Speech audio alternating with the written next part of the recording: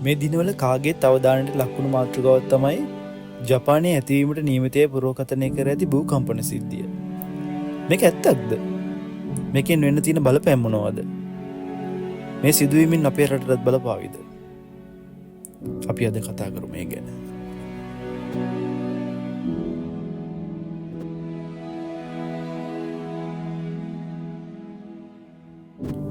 පසුගිය දින කිහිපය තුළ අපට ජපානයෙන් ඇහෙන්නට ලැබෙන ඉතාමත් භයානක ප්‍රවෘත්තියක්.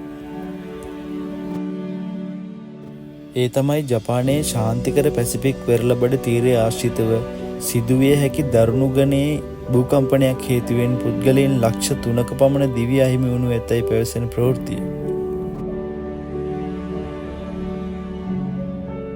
ජපන් විශ්ලේෂකයන් පිරිසක් විසින් පුරෝකථනය කරගෙන තිබෙනවා එම භූකම්පනය හේතුවෙන් ජපානයේ දළදේශීය නිෂ්පාදනයේ අඩකට ආසන්න සංඛ්‍යාවක් හානි වනු ඇති බව.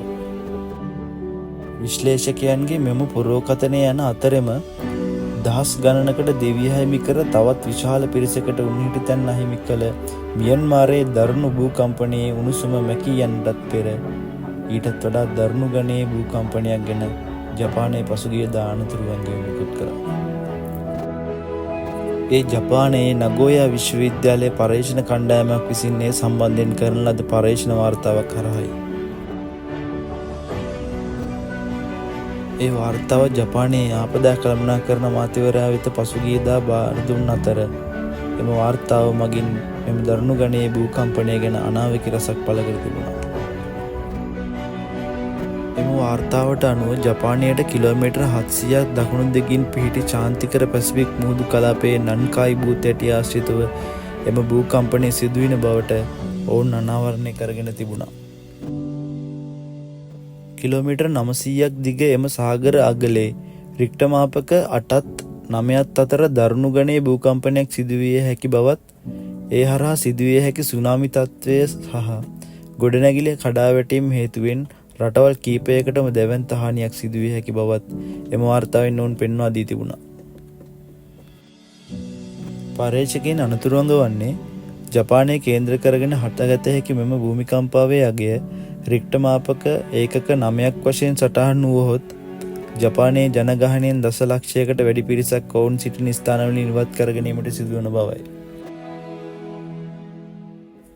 එමෙන්ම මේ භූකම්පනයෙන් ඇතිවිය හැකි ගොඩනැගිලි කඩාවැටීම් සහ සුනාමි තත්ත්වයන් හේතුවෙන් ලක්ෂ 3කට ආසන්න පිරිසක් මිය යාමේ අවදානමක් පවතින බවත් 9,50,000කට පමණ තුවාල සිදුවිය හැකි අතර නිවාස ලක්ෂ 25කට ආසන්න සංඛ්‍යාවක් විනාශ විය හැකි බවත් එම වාර්තාවෙන් ඔවුන් සටහන් කොට තිබුණා.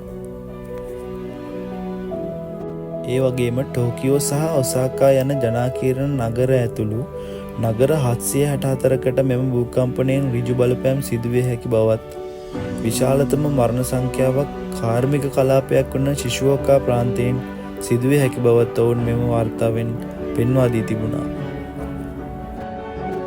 තවද ජපානයේ දළදේශීය නිෂ්පාදනයෙන් හරියඩකට ආසන්න ප්‍රමාණයක් වන ඇමරිකානු ඩොලර් ට්‍රිලියන 1.8ක අලාභයකට ජපානයට මුහුණ දීමට සිදුවන බව එම පර්යේෂකයන් විසින් අවධාරණය කරගෙන තිබුණා.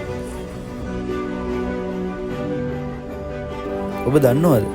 වසර 100ත් 150ත් අතර කාලයකට වරක් මෙම දැවැන්ත භූමිකම්පාව හටගන්න අතර මෙවර එය ඉදිරි වසර 30 තුළ කුමන හෝ අවස්ථාවක සිදුවිය හැකි බවට ජපානයේ මේ වන විට අනතුරුවංගවලා තියෙනවා කියලා.